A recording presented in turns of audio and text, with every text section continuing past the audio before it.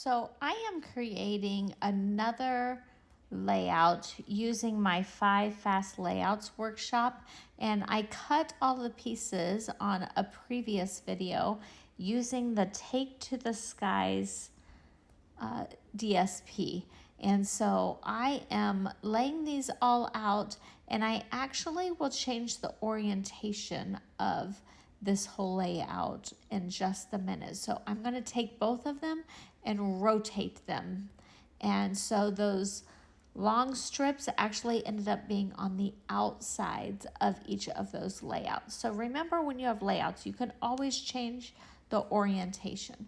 And then next thing I'm going to do is take all of my photos and make sure that I can fit them in the right places. And I will be using several flip flaps. And so I also need to decide on the order of these photos. And I'm going to eliminate just a couple photos as well and pick the ones that I want to make sure I include in the layout. I'll try to make sure that groupings of people are reflected in another place if I eliminate some photos. And then I will get exactly how I want all of this to lay out. So here we go. I'm going to adhere the pictures to the layout, except for the ones that will go in flip flaps. And I will just keep them stacked in the right places just so I can keep everything in order. And you notice in this workshop, I have done mostly all 4x6 and 4x4 photos. That's my preference for scrapbooking. I usually print out photos not having any idea what size I'm going to need on a layout and then try to make them fit. And this workshop seems to really accommodate my photos that I have already printed. And in this case, these were photos that I received from a friend to do her son's scrapbook for his graduation. So I did not print these photos. They were given to me all in 4x6s. And I do have an upcoming video that will also show how I used a 5x7 for the first page of his scrapbook. So when I'm doing these flip flaps, what's important is choosing obviously the right size, but then deciding which way I'm going to flip them. If I'm going up and down like the one at the top, the picture on the back needs to be upside down, so when it flips up, it's in the right orientation. And then some of these, I will make the flip flaps open up to the side. So in that case, both of them should be facing the same direction. And what I like to do is, if it's on the left side of my layout, I like to open it to the left. And if it's on the right side of the layout, sometimes I have it open to the right. You see that sticky part of the flip flap is actually on the right hand side. And sometimes I even put just a little bit of adhesive on the back of one of them just to hold them together so they don't slip and slide inside that flip flap. And so just a tiny bit of adhesive, it holds them together nicely. I try to line them up as best as I can. If there's any excess, if like one's a little bit bigger than the other, I'll trim it down.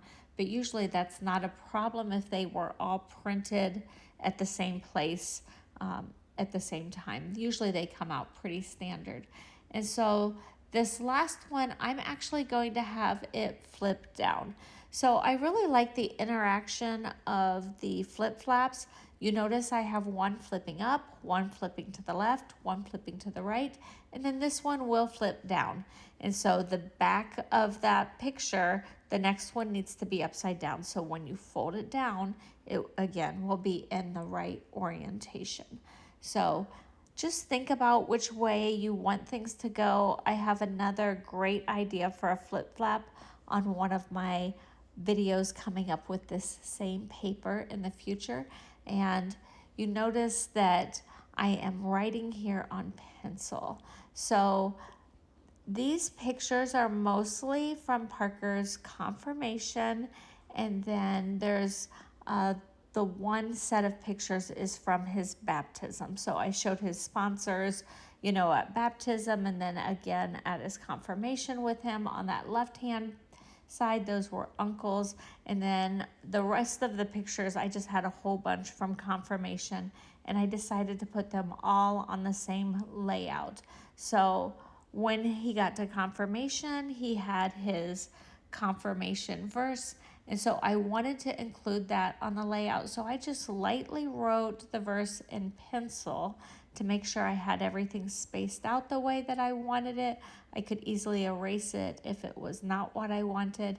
And then I went back over it with a white gel pen. And this shows up pretty nicely on that dark cardstock. And so that's what I'm doing here, is just writing out his confirmation verse on that Night of Navy cardstock. So I'm not going to do a whole lot of embellishing on this layout, but I will do a little bit. So I have finished up that verse. Then I will erase any extra things that I need to. And then I'm going to bring in the Faith Collection stamp and die set. There are 2 different dies in this set, and the one is just a plain cross. I'm going to die cut that out of white willow. And then the second one is like an overlay. So it has like the texture of the wood in the second cross. And that one I'm going to cut out in some sort of brown cardstock. I'm thinking I ended up with Pecan Pie. It's become one of my favorite colors to use. And I had to actually run this through a couple of times. The first one, it just didn't cut enough, and this cardstock is very thick. And so I just put a little shim over it and was able to get it to cut much better. And then I'm going to bring in my die cuts from the mini alphabet dies. I had some of these letters already cut out in white daisy. Whoa, sorry, not white daisy, willow white. And then I'm going to cut any extra letters that I need, and I'm going to make this say, I am a child of God. And so that will be my title. I think it covers both baptism and confirmation, and it should work out nicely.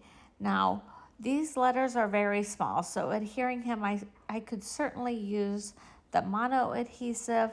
I just really like to stick them through something like the Xyron mini adhesive little machine that I have, and that works as well too. Another great idea would be to die cut these and have the adhesive sheet on the back of the white willow cardstock at the same time. This is just what I already have in my room, and so I'm going to use it because it's kind of handy. And once I run all of those pieces through, I burnish them so I don't get too many of those little adhesive clumps that string along on my layout. So I will go ahead and lay these down, and this has been a pretty quick layout, and it worked out quite nicely. So do you use a lot of flip-flaps in your layouts? I always tend to have lots of photos. Even when I do photos for scrapbooks for other people, I tend to have a lot of photos, and when I do, flip-flaps are my answer. I don't need 3 layouts of the same thing. I want it all on the same layout, and flip-flaps are a quick, easy answer for me to achieve that. And so that's what I've done with this layout, and I hope you've enjoyed it. And when I do the flip-flaps, I'm not adhering them directly on this layout. Sometimes I do that, and then I cut slits in the protector when I put it in my scrapbooks. But when I'm doing scrapbooks for other people, sometimes I don't have all of the pictures at once.